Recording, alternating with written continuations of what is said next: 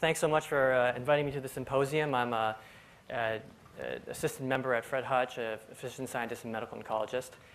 And so what I'm going to be talking about today is something on one level really simple, but it turns out to be quite complex. And so it's really this idea that cancer cells like to travel as clusters. And when they do and migrate together, they are very efficient at metastasis.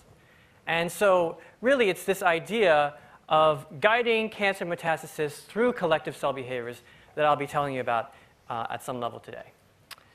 And so, we've learned a lot about the mechanisms and molecular machines that guide single cell migration. And it's also become apparent, I think, over the last number of years that in vivo, many cells, in fact, like to travel collectively during normal development, at various steps of regeneration, and of course, in pathologies such as cancer. And so what I'm showing you here on the left side is a schematic from Zina Werb and colleagues looking at a very classic collective migration of a branched organ known as the mammary gland. And the mammary gland is what gives rise to the breast ducts and is actually the source of most breast cancers. And so in the schematic, what we're seeing here is showing the migration of hundreds of cells that form what is called the terminal end buds. And these cells migrate up to a distance of 1 millimeter in mouse models of this process.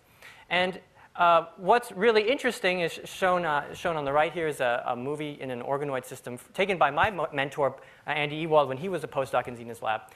And really what I want to just highlight from this movie is, there are two types of cells here, red cells and green cells.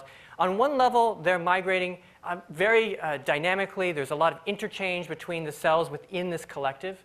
But on another level, what we're seeing here is that the entire structure is moving in a very organized way.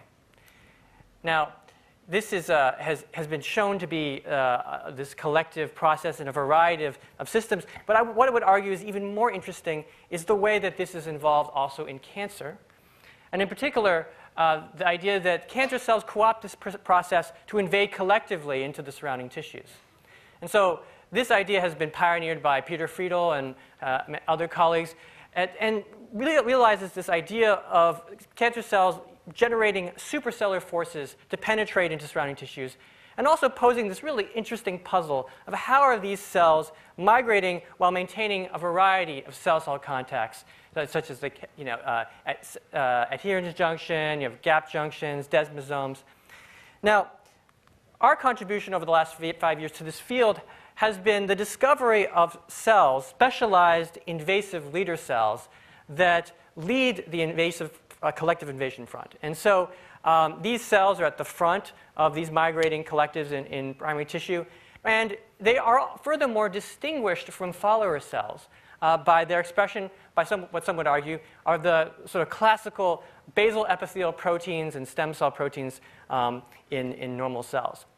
Now, what is even more interesting about this process is that what we found is that these leader cells travel as clusters and complete the process of metastasis as a group. And this poses a number of challenges for these clusters because they have to find a way to get into the circulation, travel through, and very efficiently metastasize at the distant site. Now, this also leads to this very interesting question of, well, what does this mean for patients? And so what you're seeing up here is just an example of a CTC cluster, a cluster of cancer cells. And it's DAPI. What I'm showing you here is DAPI is in blue, marking the nuclei, cytokeratin in red, and CD45 in green.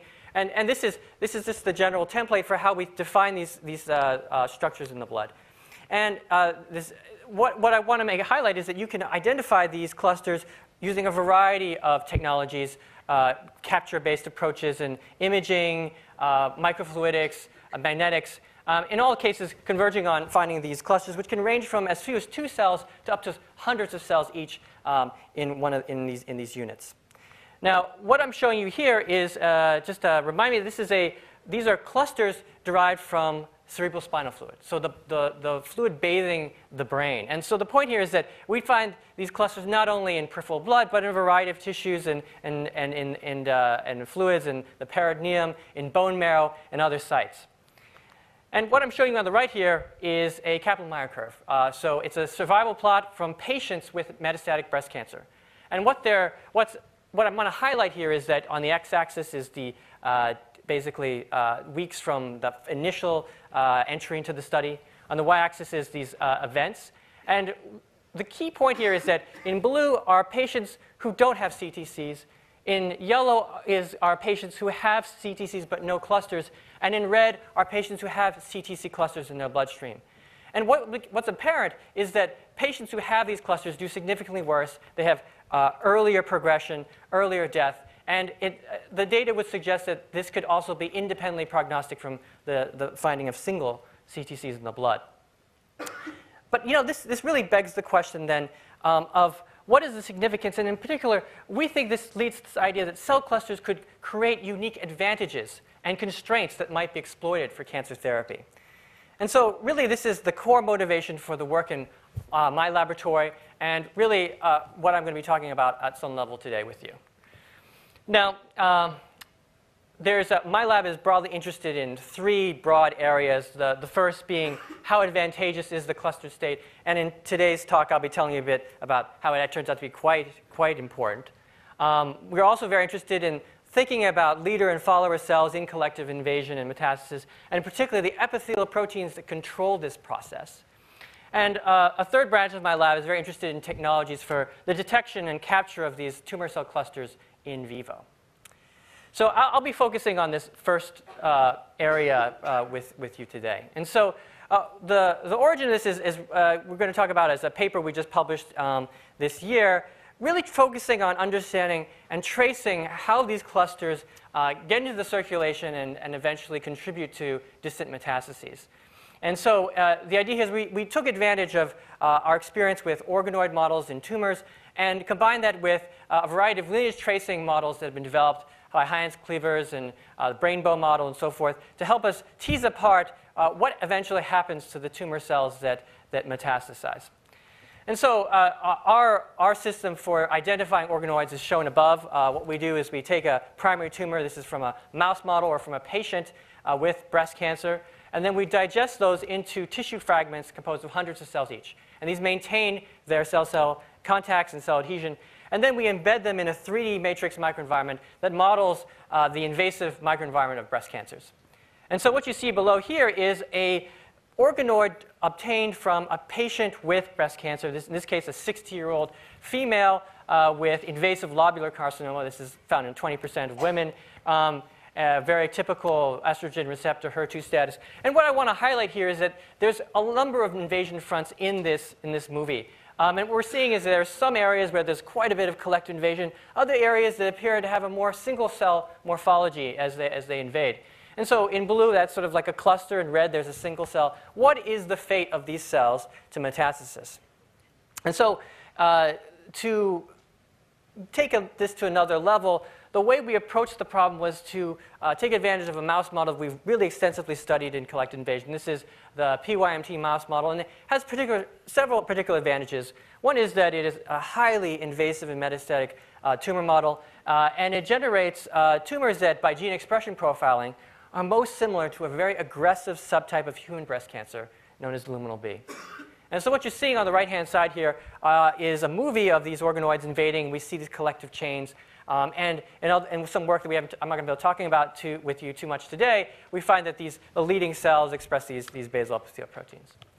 And so using this model, what we did was to cross it into a lineage reporter, in this case, the MTMG model by Liquin Low at Stanford. And I'm sure, as obvious to many of you in the audience who know these models, what we did was these organoids will, by default, express a membrane tomato fluorescent protein. They'll be all labeled red. Okay, and so when you treat with the Cree, you can induce a mosaic recombination in a subset of cells. And what you're seeing in that image on the far left below the schematic is an organoid where you have very great mixing for these red and green cells. Now, we then transplant that into a non-fluorescent host. And it's key that it's a non-fluorescent host because then we can really define the tumor stromal interface and track where these clusters are going during the metastatic process. And so what we find here is, and this is the case as a primary tumor, is that we can see now zonal regions that emerge consistent with the idea of clonal evolution occurring during tumor progression. But more importantly, we could zoom in on these regions where we see this mixing of red and green cells.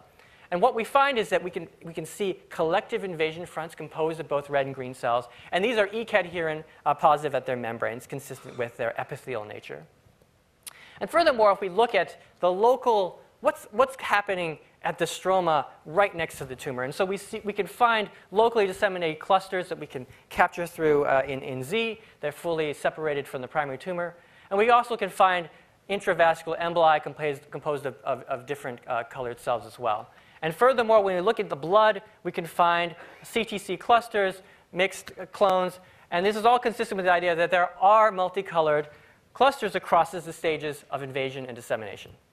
Now, this tells us that they exist, but we wanted to take this one step further. And so this is a very key part to understanding the next couple of slides, which is that we went ahead and looked at the lung metastases. And then if you look at the lung metastases, we asked, well, theoretically, what are the two outcomes? OK, so if cancer cells seed metastases obligately as single tumor cells, we would expect to see only single color red or single green tumor metastases. In contrast, if there are polyclonal metastases, that is, they arose from multiple cells, then we might expect to see both red and green cancer cells within the same metastases. And so what we found was that at multiple size scales, orders of magnitude, 2 cells, 10, 100, 1,000, we can find these mixed clones. And furthermore, we can see these mixtures if we're using a variety of reporters, including using, in this case, is the confetti mouse. We can see multiple clones. And also using the rainbow mouse, we can see multiple clones, up to 4 different clones within the same metastasis. And so when we pull these data together, and then we can estimate that over 90% of the metastases arise from these polyclonal seeds. Now, I'm not going to have time to show all the data, but the point is that you might ask, well, isn't it possible that you could build a metastasis by serial seeding of individual tumor cells? And so to address that question, what we did was to transplant tumor cells of one color into one flank of the mouse and of another color to the other flank. And when we do that, we only see single color mets, which is consistent with the idea that it is not serial seeding, but seeding by a cluster that contributes to this process. So what this tells us is that this is occurring and that they contribute significantly to the metastatic burden of this mouse model, but we wanted to take it another level. And so we wanted to ask this question of, well, what exactly about these clusters is contributing, is causing this? And so what we did was to conceive of an assay that would let us test the efficiency of seeding controlled by cell number. Because it's clear that a cluster has more cells than a single tumor cell. So how do you control for that? And so using the same organoid approaches that we've described to you before, what we did was to then take those organoids and break them down into single tumor cells. This turns out to be extremely hard to do for epithelial cells in general. They really like being clusters. But we were able to get down to a viable single tumor cell suspensions. And then we broke that down into 2 conditions. The upper condition was this injection with single tumor cells. The lower condition is injection. After what we did was we first took these single tumor cells and we allowed them to self-assemble overnight. And they'll do that very readily in a non-adherent dish. And when we do that, we get aggregated clusters. And so we then tail vein injected these single cells or aggregated cell clusters into host mice using a very similar approach as I described before. And then we looked at the lung metastasis. And so what did we find? So what we found is shown here. And so in the upper panel, we have the bright field. In the lower panel, we have the tomato fluorescence. The first column on the left, you can see single cells. When they're injected, you see no metastases. In the middle column, when you inject aggregated cell clusters, these are the same number of cells that we start out with. Okay, so it's controlled. We see many of these metastases. And when we quantify this, we find that there's an over 100-fold difference in the efficiency of metastasis. And so this tells us that cellular organization has a huge impact on the success of metastatic and the potential to see distant sites.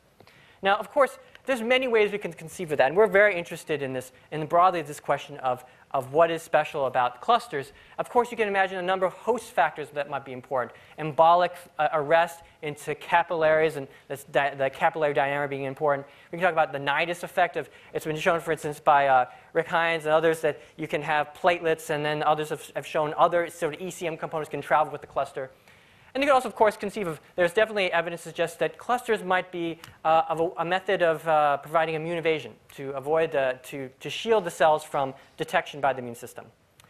But what I'm going to talk about with you right now is this idea that, in fact, there's a cell intrinsic mechanism. And so what we did was a very simple assay. And what we did was to take the same approach of flow cytometry and isolating single cells and aggregated clusters, but instead of injecting them into the mouse, we simply grew them in 3D matrigel, which is composed of a basement membrane-rich protein. And what we find is that in these conditions, we can see a dramatic difference in colony formation, about a 30-fold difference just in culture. You've separated out all these host factors I've told you about. And there's something here that we're trying to understand. This is work that's being largely pursued by Emma Ren, a very talented graduate student in my lab. And so the approach she first took was to take a caspase biosensor. This biosensor has a DVD peptide, which is coupled to a DNA dye. And this can readily enter into the cell, but does not fluoresce. Upon activation of the executioner cleaved caspase, cleaved caspase 3 and 7, what you end up having is lighting up of the nucleus. And so single tumor cells, you see them in this case, turning on caspase bioactivity, aggregated clusters. You also see apoptosis, but the clusters continue to grow. And so what you did was to count over many of these single cells and clusters. You can see very tight numbers, large numbers, and replicates. And what we find is that single tumor cells, 50% would be dead within 18 hours. By 90 hours, all of them we dead. We have never been able to find a single tumor cell. This is grown in 3D matrigel now that has been able to survive. And in contrast with clusters, what we find is that these clusters are able to persist. And in fact, it's significant. About 50% survive past the imaging time point, a window of 130 hours. And so what is special about the ones that survive, ones that die? And so what she did was actually break it down by size. And what she found was that there was this size relationship where small clusters, 3 cells, more likely to die. And as they get to 10 cells or higher, you have a 100% chance of surviving. And so what this tells us is that we believe there's a break point of some kind. We don't totally understand how this works at all. We're trying to tease that apart. That clusters of 10 cells or more, probably around there, are most likely to survive in culture and likely in vivo.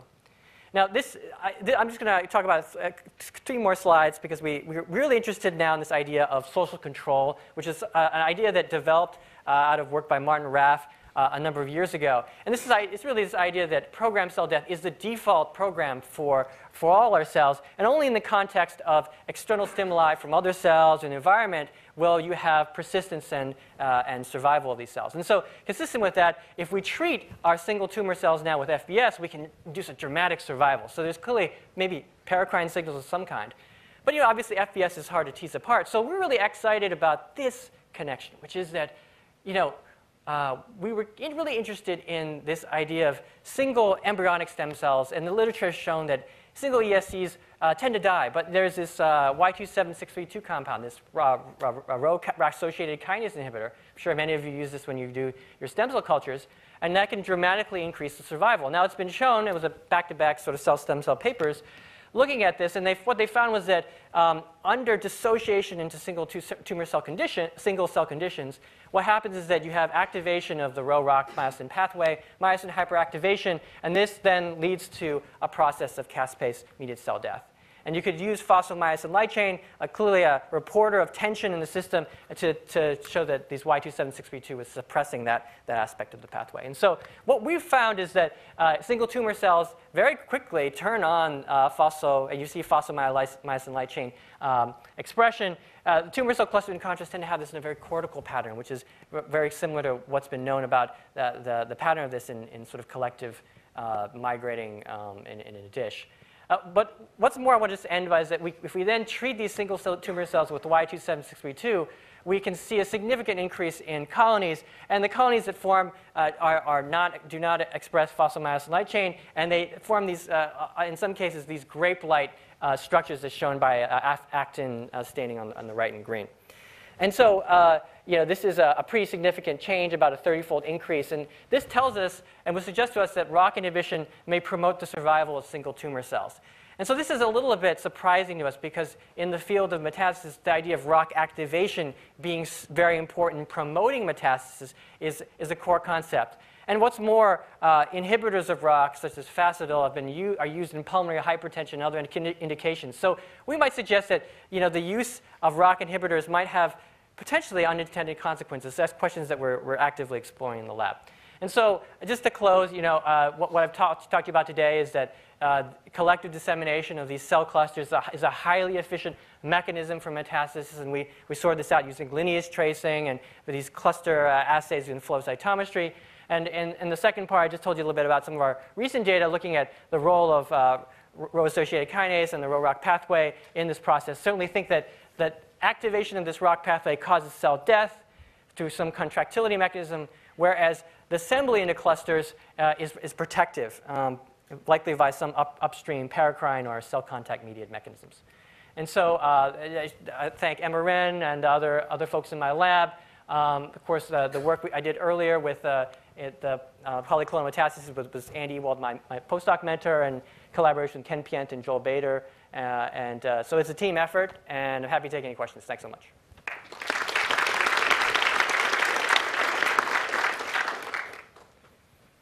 We do have time for a couple of questions. A question, if you do the ROCK inhibition, does that increase the metastatic potential of the single cell dispersions? Yeah, we're actively looking at that question. It's that would be, we think that is going to be likely the case. And the key question is that how much priming do you need with sort of a ROCK inhibitor to enable those cells to survive within that sort of 24, 48-hour window when they're sort of seeding the lung? That's a great question. I'll be loud. For your organoids, is there a finite amount of clusters that will migrate out of the organoid? Have you let them go long enough, or is there regeneration that you'd see out of the organoid in culture that would just give you a reoccurring amount of? Yes. We think there's clearly a lot of there's a abnormal. This question of whether if you had a cluster that was they're breaking off continually. Maybe if you in the limit case you would have like no cells left. Okay, but in fact there is this regeneration process, and what we do see is that it's almost like a simulation of wound healing. The cells on the outside will require this basal epithelial invasion program, this leader cell program. If you get rid of those cells, you start with, let's say, organoids just from the primary tumor. They don't have many of these cells. They'll turn on this gene program, and then it seems to be a cell fate, because then they stay in that fate as they invade.